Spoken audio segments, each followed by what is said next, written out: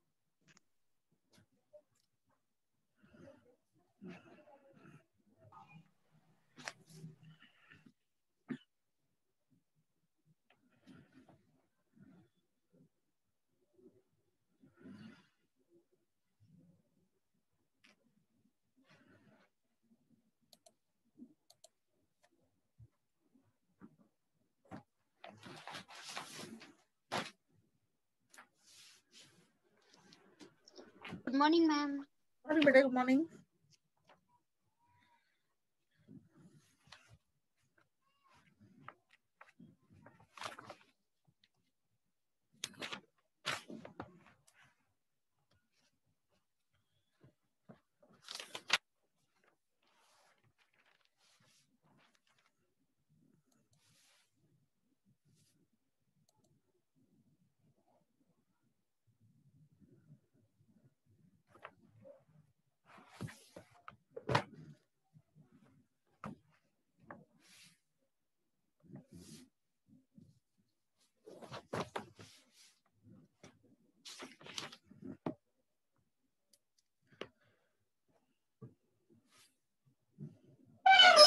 अच्छा बेटा, अपन स्टार्ट कर रहे हैं आज एपोमिक्सिस, असंजनन।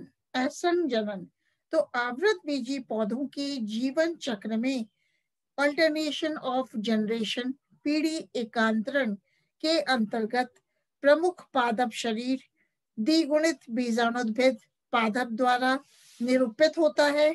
यह दीर्घजीवी स्वपोषी जड़, तना व पत्तियों में विभेदित होता है।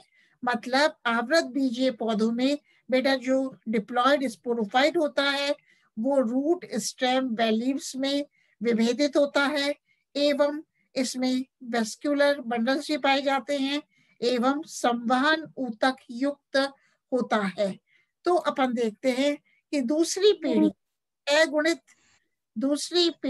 अगुणित युग्मकोद्भिद भी के रूप में पाई जाती है। दूसरी पीढ़ी हैप्लॉइड गेमेटोफाइट के रूप में पाई जाती है जो अल्पजीवी, समानीत एवं केवल कुछ कोशिकाओं के समूह द्वारा निरूपित होती है। तो अर्धसूत्री विभाजन तथा युग्मक संलयन लैंगिक जनन के प्रमुख लक्षण है। मतलब मियोसिस अर्धसूत्रण विभाजन द्वारा बीजाणुद्भिद की द्विगुणित कोशिका में अगुणित युग्मकोद्भिद बनता है। युग्मकोद्भिद अवस्था में नर व मादा युग्मकों का विकास होता है। मतलब बेटा गेमेटोफिटिक स्टेज में मेल एंड फीमेल गेमेट्स का डेवलपमेंट होता है और ये मेल एंड फीमेल गेमेट्स जो कि हैप्लॉइड होते हैं वो आपस में संलयित होकर फ्यूज होकर द्विगुणित युग्मनस डिप्लॉयड जाइगोट का निर्माण करते हैं जो बीजाणुद्भिद पीढ़ी की प्रथम कोशिका कही जा सकती है। तो इस प्रकार सामान्य आवृत बीजी पौधे के जीवन चक्र में द्विगुणित एवं अगुणित पीढ़ी का नियमित एकांतरण होता है। बेटा जनरली क्या होता है, जो एंजियोस्पर्मिक प्लांट्स है, फ्लावरिंग प्लांट्स हैं, उनमें हैप्लॉइड फेज और डिप्लॉइड, मतलब उनमें गेमेटोफिटिक फेज व स्पोरोफिटिक फेज का निरंतर क्या होता है, निरंतर अल्टरनेशन, निरंतर मतलब एकांतरण होता है। तो अब अपन बात कर रहे हैं किसकी, असंजनन की। तो अनेक पौधों में जनन की सामान्य विधि अलैंगिक जनन द्वारा पूर्णतः प्रतिस्थापित हो जाती है। माना अनेक पौधों में जनन की सामान्य विधि अलैंगिक जनन द्वारा पूर्णतः प्रतिस्थापित हो जाती है। इसे एपोमिक्सिस कहते हैं। मतलब पौधे जिनमें असंग जनन एपोमिक्सिस पाया जाता है उन्हें एपोमिक्टिक असंग जनिक कहते हैं। तो विंकलर ने WINKLER विंकलर ने इस शब्द को मतलब एपोमिक्सिस को प्रतिपादित किया था तथा विंकलर के अनुसार लैंगिक जनन की ऐसी किसी भी विधि द्वारा प्रतिस्थापन जिनमें अर्धसूत्रण एवं युग्मक संलय न हो असंग जनन कहलाता है। तो एपोमिक्सिस किसे कहते हैं? विंकलर ने बताया कि लैंगिक जनन की ऐसी विधि जिसमें ना तो बेटा ना तो मियोसिस होता है, ना तो अर्धसूत्रण होता है और ना ही गेमेट्स का फ्यूजन होता है, ना ही युग्मकों का संलयन होता है।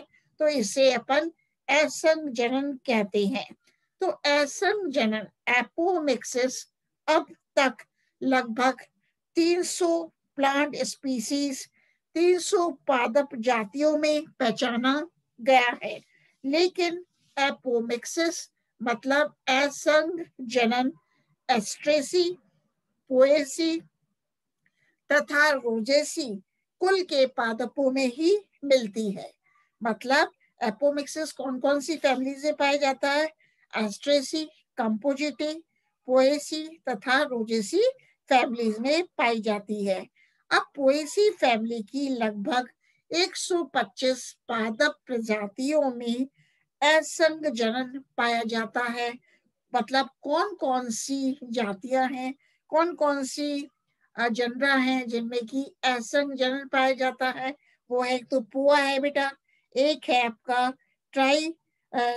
ट्रिप्सिकम, एक है पुआ, दूसरा है ट्रिप्सिकम, एक है डाइकेंथियम। इनमें एपोमिक्सिस पाया जाता है। अब चूंकि असंग जनन के अंतर्गत जनन की सभी अलैंगिक विधियों को सम्मिलित किया जाता है, अतः एपोमिक्सिस अतः असंग जनन को 2 मुख्य वर्गों में विभक्त किया जा सकता है। तो मतलब apomixis is divided into 2 types of categories. कौन सी है? एक तो है कायिक जनन वेजिटेटिव रिप्रोडक्शन, एक है एगोमोस्पर्मी। मतलब apomixis is differentiated into vegetative reproduction and एगेमोस्पर्मी। मतलब अनिषेक बीजता एगेमोस्पर्मी। ठीक है। अब अपन बात करते हैं कायिक जनन की, वेजिटेटिव रिप्रोडक्शन की। मतलब कायिक जनन क्या होता है? जब पौधे का प्रवर्धन प्रोपिगेशन बीज के अतिरिक्त जड़, स्तंभ, पर्ण या अन्य किसी भी अंग से होता है तो इसे कायिक जनन कहते हैं, वेजिटेटिव रिप्रोडक्शन कहते हैं। और कायिक जनन के लिए प्रयुक्त पादप संरचना को प्रोपेग्यूल प्रबधर्य कहते हैं। मतलब when propagation of a plant occurs from root, stem or leaf or any other plant organ other than the seed, then it is called as vegetative reproduction. दूसरा किसकी बात करेंगे अपन? एगेमोस्पर्मी। हिंदी क्या है? अनिषेक बीजता। ए का मतलब है एगेमोस्पर्मी है ना, तो ए का हेलो मतलब। मैम। हाँ बेटा। मैम हमारी पर्सन लगा देना, पायल और रति। हाँ पायल और रति लगा दी बेटा। Okay ma'am, thank you. है ना। एगेमोस्पर्मी, ए का मतलब है बिना, गेमस का मतलब है निषेचन, गेमस का मतलब क्या है? फर्टिलाइजेशन, स्पर्मा का मतलब है बीज। तो अपन किसकी बात करेंगे? एगेमोस्पर्मी की। तो इस विधि में मतलब एगेमोस्पर्मी में प्रोपेग्यूल प्रबधर्य बीज ही होता है। लेकिन सीड में, बीज में भ्रूण सामान्य लैंगिक जनन क्रिया द्वारा उत्पन्न नहीं होता है, ऐसी विधियों द्वारा उत्पन्न होता है जिनमें अर्धसूत्रण मियोसिस तथा युग्मक संलयन नहीं होता है। तो असंग जनन का तात्पर्य अनिषेक बीजता से ही है। मतलब एगेमोस्पर्मी में क्या है, the propagule is seed but the embryo develops in seeds by such method which do not involve meiosis and gametic union। अब बेटा एगेमोस्पर्मी की अपन ने बात की, तो एगेमोस्पर्मी अनिषेक बीजता में दो भिन्न प्रकार की जनन विधियां सम्मिलित हैं। पहला है बेटा स्पोरोफिटिक एपोमिक्सिस, बीजाणुद्भिद असंग जनन। दूसरा है गेमेटोफिटिक एपोमिक्सिस, युग्म कोदभिद असंग जनन। तो अपन बात करते हैं व्हाट इज स्पोरोफिटिक एपोमिक्सिस। तो स्पोरोफिटिक एपोमिक्सिस को एडवेंटिव एम्ब्रियोनी अपस्थानिक भ्रूणता भी कहते हैं, और इसमें भ्रूण का विकास, एम्ब्रियो का विकास, इसमें भ्रूण का विकास, एम्ब्रियो का विकास भ्रूण कोश के अतिरिक्त अन्य किसी भी द्विगुणित कोशिका से सीधे ही हो जाता है। मतलब भ्रूण का विकास, भ्रूण का डेवलपमेंट भ्रूण कोश के अतिरिक्त किसी भी डिप्लॉयड सेल जैसे कि न्यूसिलस, बीजांडकाय, अध्यावरण, इंटेग्यूमेंट की द्विगुणित कोशिका से सीधे ही हो जाता है। इनमें अर्धसूत्री विभाजन तथा युग्मक संलयन नहीं होता है, और ऐसे भ्रूण को अपस्थानिक या असंगजनिक भ्रूण कहते हैं। This type of embryo is called as adventive और apomictic embryo। दूसरी बात करते हैं गेमेटोफिटिक एपोमिक्सिस, युग्म कोदभिद असंग जनन। तो इस प्रकार की असंग जनन में मादा युग्म कोदभिद का निर्माण होता है जो द्विगुणित होता है। इसे दो प्रकारों में विभक्त किया जा सकता है।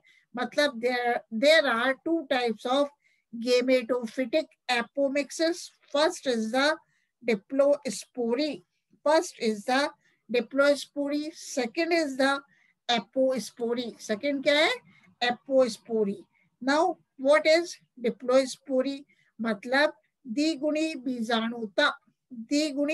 बीजाणुता। डिप्लोस्पोरी क्या है, तो इस प्रक्रिया में द्विगुणित गुरु बीजाणु मात्र कोशिका डिप्लॉयड मेगास्पोर मदर सेल में अर्धसूत्री विभाजन नहीं होता है, बल्कि ये सीधे ही डिप्लॉयड मेगास्पोर में विकसित हो जाती है। बेटा वैसे तो अपन देखते हैं जो डिप्लॉयड मेगास्पोर मदर सेल होती है, द्विगुणित गुरु बीजाणु मात्र कोशिका होती है, उसके केंद्रक में क्या होता है, अर्धसूत्री विभाजन होता है। और जब अर्धसूत्री विभाजन होता है तो 4 मेगास्पोर्स बनते हैं। लेकिन जब डिप्लोस्पोरी की बात करते हैं तो जो डिप्लॉयड मेगास्पोर मदर सेल है उसमें अर्धसूत्री विभाजन मियोसिस नहीं होता है, बल्कि क्या होता है, उसमें ना तो अर्धसूत्री विभाजन होता है बल्कि ये सीधे ही डिप्लॉयड मेगास्पोर द्विगुणित गुरु बीजाणु में विकसित हो जाती है। जैसे कि एग्जाम्पल है एरवा टोमेंटोसा, एरवा AERVA, एरवा टोमेंटोसा में इस द्विगुणित गुरु बीजाणु से परिवर्धित होने वाला भ्रूण कोश भी द्विगुणित ही होता है। इसकी द्विगुणित अंड कोशिका या अन्य किसी कोशिका से भ्रूण का विकास होता है, युग्म की संलयन नहीं होता। तो 3 प्रकार के डिप्लॉयड द्विगुणित बीजाणु पाए जाते हैं।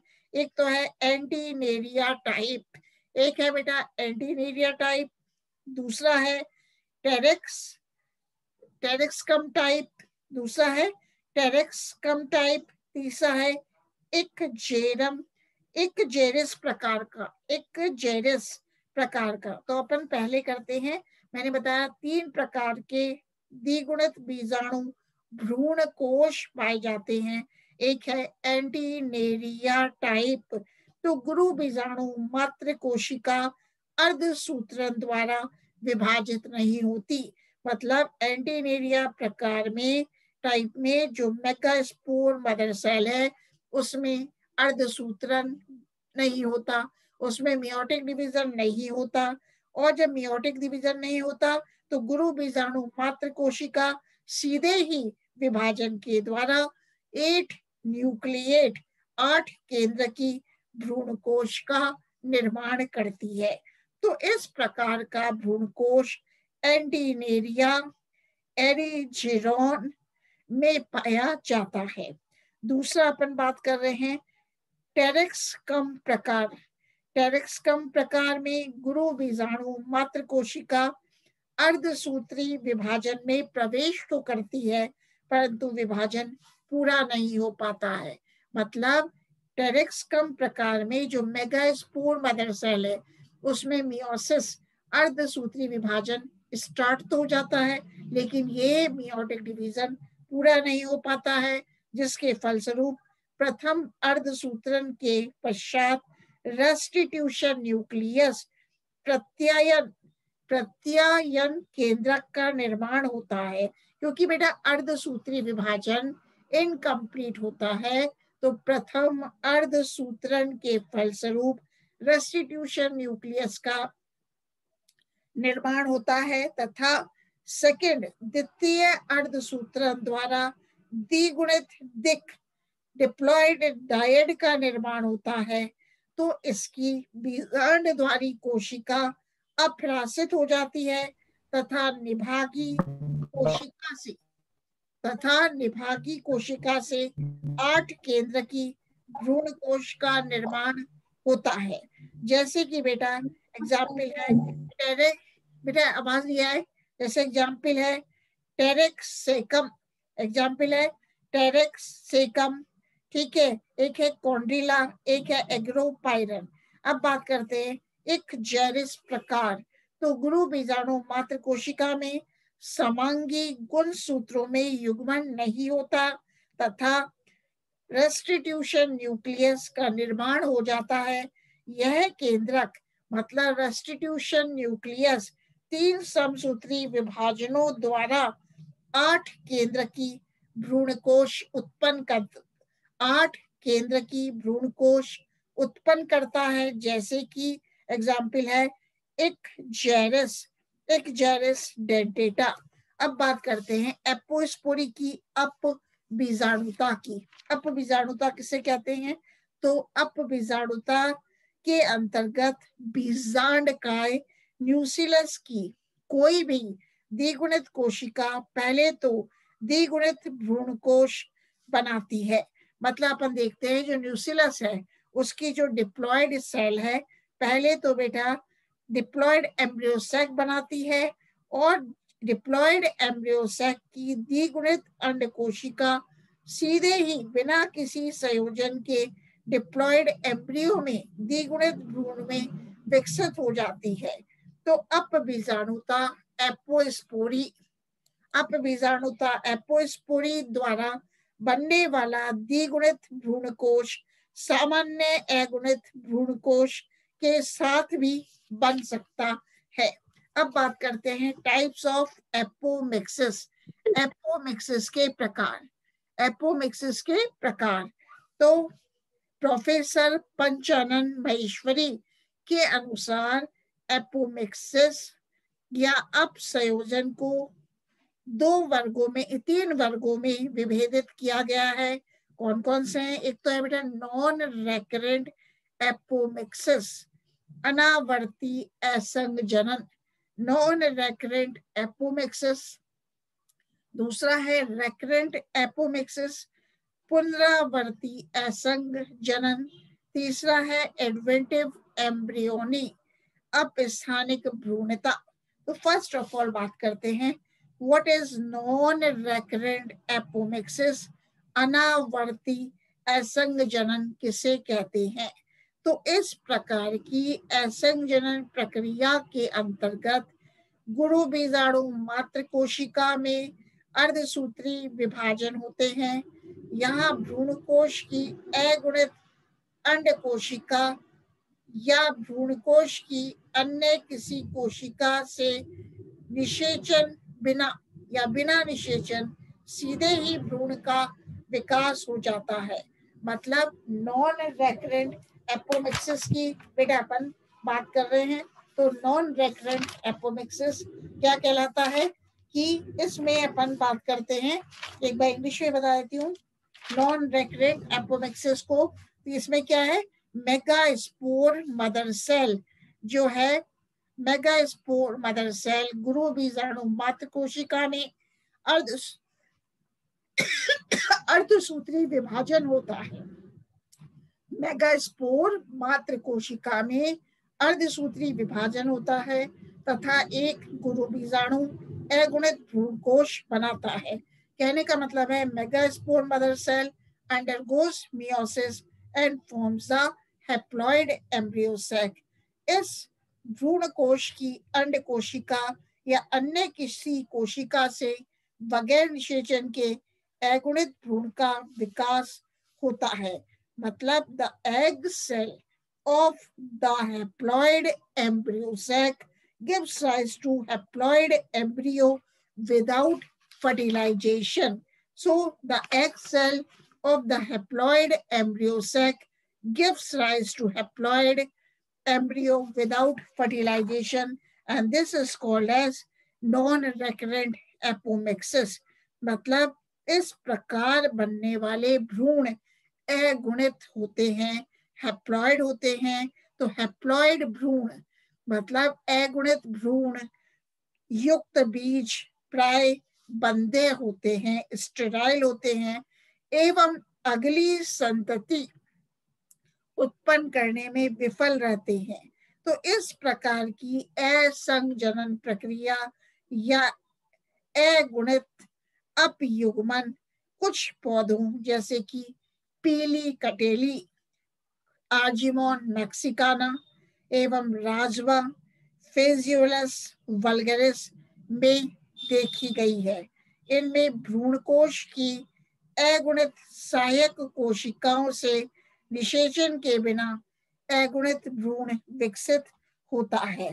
तो इस प्रकार हमने देखा what is non recurrent apomixis.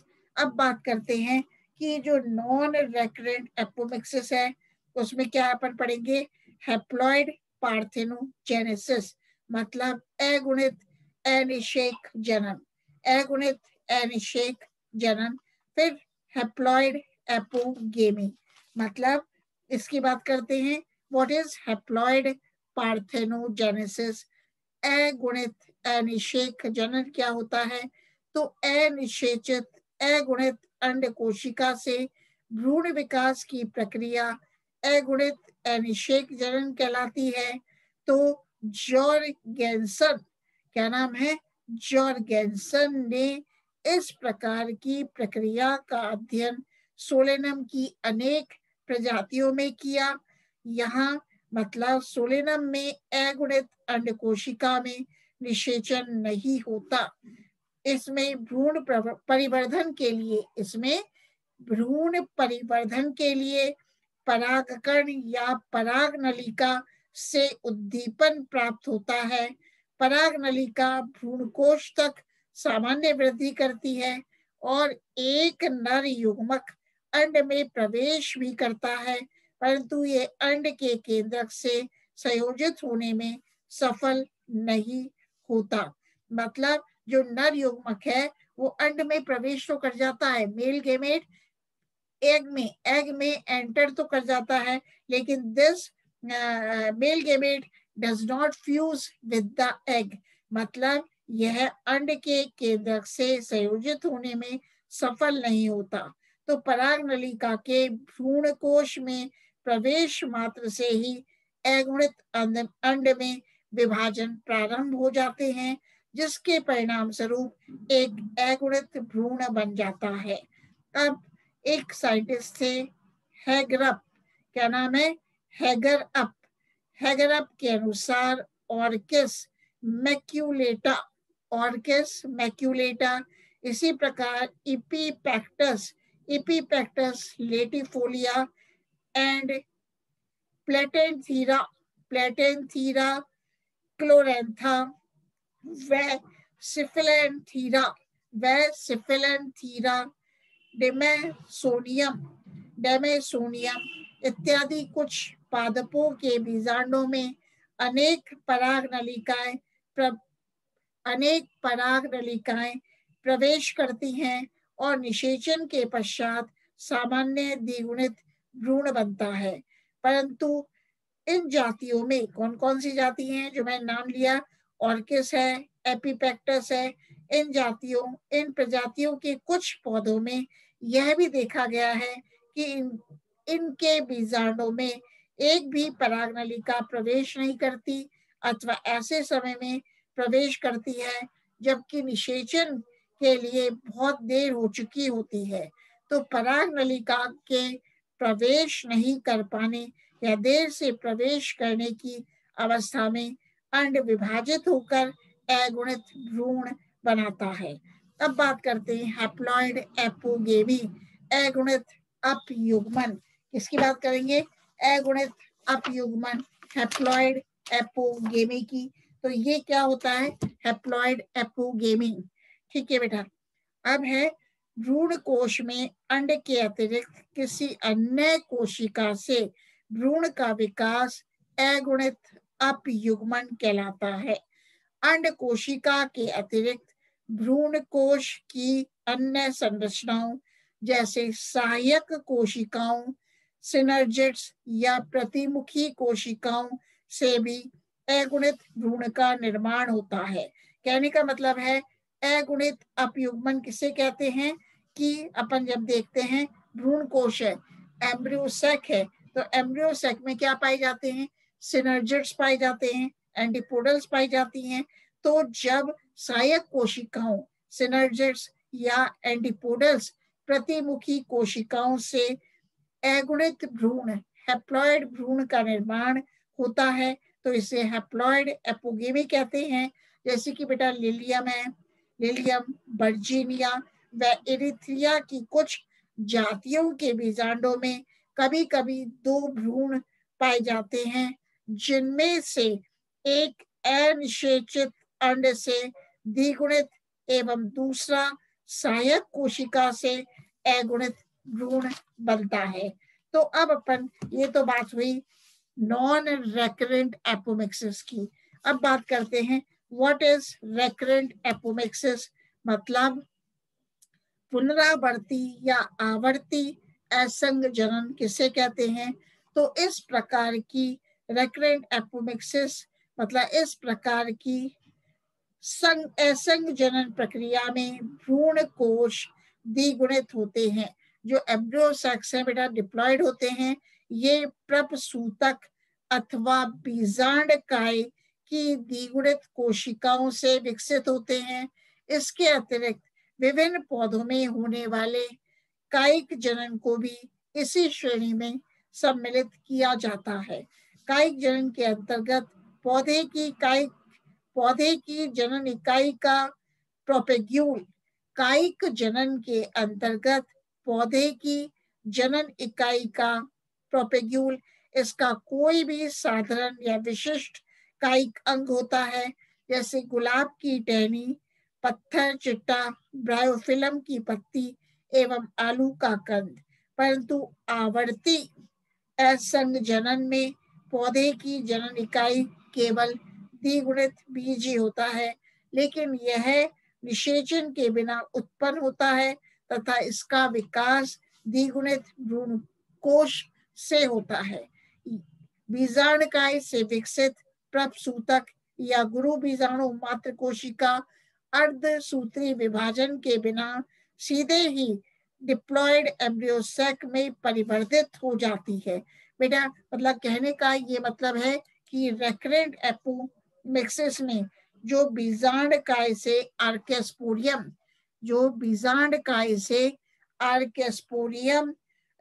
आर्केस्पोरियम है, या मेगास्पोर मदर सेल है, मतलब आर्कियोस्पोरियम या मेगास्पोर मदर सेल में मियोटिक डिवीजन नहीं होता, अर्धसूत्री विभाजन नहीं होता, और आर्कियोस्पोरियम व मेगास्पोर मदर सेल से सीधे ही डिप्लॉयड एम्ब्रियोसेक का निर्माण हो जाता है।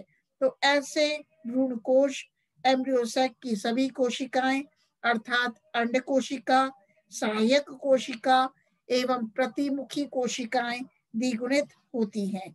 नेक्स्ट है मतलब इनमें से किसी से भी बिना निषेचन या युग्मक संलयन के बिना भ्रूण बन जाता है। नेक्स्ट अपन लेंगे जनरेटिव एपोस्पोरी, ठीक है, और सोमेटिक एम्ब्रियो क्या होता है, तो सूक्ष्म ब्रीफ में बात करते हैं। जनरेटिव एपोस्पोरी जनन अपबीजाणुता या आभासी युग्मन, तो प्रसूतक आर्कियोस्पोरियम की द्विगुणित कोशिकाओं से सीधे ही द्विगुणित भ्रूण के विकास की घटना अपबीजाणुता कहलाती है। कुछ भ्रूण विज्ञानी इस प्रक्रिया को द्विगुणित भ्रूण कोश में आभासी युग्मन स्यूडोगेमी कहते हैं, क्योंकि यहाँ भ्रूण पोष एंडोस्पर्म के उचित विकास के लिए परागन क्रिया का उद्दीपन आवश्यक होता है। इसी प्रकार पार्थेनियम आर्जेंटेटम की दो किस्में होती हैं। एक किस्म में गुणसूत्र संख्या 2n=36 होती है। तो इस वैरायटी में गुरु बीजाणु मातृ कोशिका में नियमित विभाजन होते हैं और हैप्लॉइड फीमेल गेमेटोफाइट बनता है। दिक् निषेचन एवं त्रिसंलयन के बाद इसमें निर्मित भ्रूण एवं भ्रूणपोष का विकास सामान्य एवं समन्वित रूप से होता है। इसके विपरीत दूसरी किस्म में गुरु बीजाणु मातृ कोशिका में अर्धसूत्री विभाजन नहीं होता। डयक मतलब डायड या टेट्राड भी नहीं बनते, डायड या चतुष्क भी नहीं बनते, बल्कि ये सीधे ही एनलार्ज्ड होकर भ्रूण कोश के रूप में कार्य करने लगती है। यहाँ अंड कोशिका से निषेचन के बिना ही सीधे डिप्लॉयड एम्ब्रियो विकसित हो जाता है। भ्रूण का विकास परागण की अनुपस्थिति में भी सामान्य रूप से हो जाता है, परंतु भ्रूणपोष के उचित विकास के लिए परागण आवश्यक होता है। अब नेक्स्ट बात है व्हाट इज सोमेटिक एपोस्पोरी, ठीक है। सोमेटिक एपोस्पोरी कायिक अपबीजाणुता किसे कहते हैं, तो बीजांडकाई की कोशिकाओं से द्विगुणित भ्रूण का विकास कायिक अपबीजाणुता कहलाता है। कुछ पौधों जैसे कि हाईरेसियम में मेगास्पोर मदर सेल का अर्धसूत्री विभाजन सामान्य रूप से होता है एवं अगुणित गुरु बीजाणु चतुष्क बनता है, परंतु अर्धसूत्री विभाजन के समाप्त होते ही बीजांड के निभागीय सिरे पर उपस्थित एक बीजांडकाई सामान्य कायिक कोशिका के आकार में धीरे धीरे वृद्धि होने लगती है, जो अंततः गुरु बीजाणु चतुष्क को संदलित करके एक अपबीजाणुक भ्रूणकोश एपोस्पोरिक एम्ब्रियोसेक बनाती है। इसके विकास में अर्धसूत्री विभाजन नहीं होता है, अतः यह भ्रूणकोश द्विगुणित होता है। इसकी अंड कोशिका निषेचन के बिना ही विभाजित होकर द्विगुणित भ्रूण बनाती है। तो हाइरेसियम के अतिरिक्त कायिक अपबीजाणुता सोमेटिक एपोस्पोरी मैलस क्रीपिस रेनिकुलस आदि अनेक पौधों में देखी गई है। लास्ट है एडवेंटिव एम्ब्रियोनी अपस्थानिक भ्रूणता। तो जब भ्रूण का परिवर्धन भ्रूण कोश के अतिरिक्त बीजांड की अन्य किसी कोशिका से होता है, तो इस प्रक्रिया को अपस्थानिक भ्रूणता कहते हैं, एडवेंटिव एम्ब्रियोनी और स्पोरोफिटिक बडिंग भी कहते हैं। इस प्रक्रिया में युग्मकोद्भिद का निर्माण नहीं होता है, अतः ऐसे भ्रूण निर्माण के द्वारा पौधे में पीढ़ी एकांतरण भी नहीं पाया जाता है। तो भ्रूण का निर्माण करने वाली बीजांड काई या अन्य कायिक कोशिका जैसे अध्यावरण कोशिका में कोशिका द्रव्य सघन एवं गाढ़ा हो जाता है और इसका केंद्रक सक्रिय विभाजन के द्वारा कोशिकाओं का एक छोटा सा समूह बनाता है जो भ्रूण कोश में प्रविष्ट हो जाता है तथा भ्रूण बनाता है। इसे अपस्थानिक भ्रूण कहते हैं। तो बीजांड में उपस्थित सामान्य युग्मनजी भ्रूण जाइगोटिक और अपस्थानिक भ्रूण बनाता है। ठीक है, युग्मनजी भ्रूण मतलब जाइगोटिक युग्मनजी भ्रूण में निलंबक उपस्थित होता है और ये भ्रूण कोश के बीजांड द्वारीय छोर पर स्थित होता है, जबकि अपस्थानिक भ्रूण एडवेंटिव एम्ब्रियो में निलंबक अनुपस्थित होता है तथा ये भ्रूण कोश में किसी भी स्थिति में पाया जा सकता है। तो सिट्रस अपस्थानिक भ्रूणता का उदाहरण है। इसके अतिरिक्त कैक्टेसी, बिक्सेसी, यूफोर्बिएसी, ऑर्किडेसी कुल के अनेक सदस्यों में भी अपस्थानिक भ्रूणता पाई जाती है। तो इस प्रकार हम देख रहे हैं कि किस प्रकार असंज मतलब